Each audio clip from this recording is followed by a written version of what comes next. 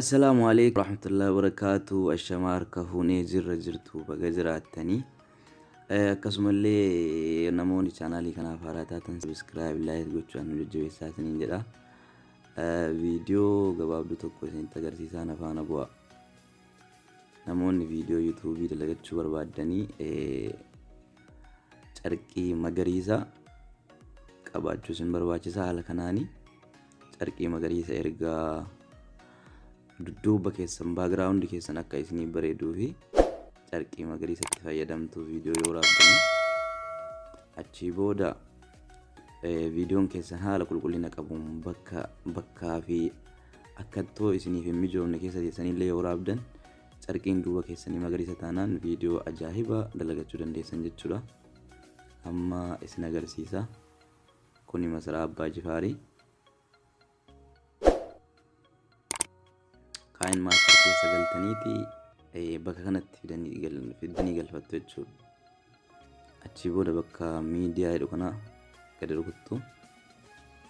Sanaa booda viidiyoo barbaadan fidanii sarchi gootu.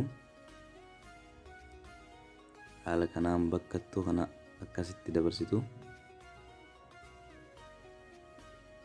Akkanatti xiqqoo walirraa siqsitanii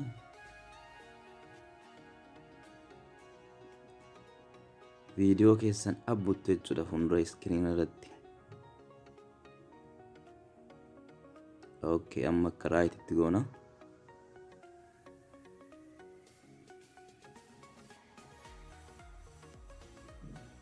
Ammallee viidiyoon koo waan hin geenye gara fuulduraatti achoofa. Kana irraa mura jechuudha. Irraa muree haganumatti akkanatti amma xumureetiin jira jechuudha. Dalaskiisuudhaaf garra humna.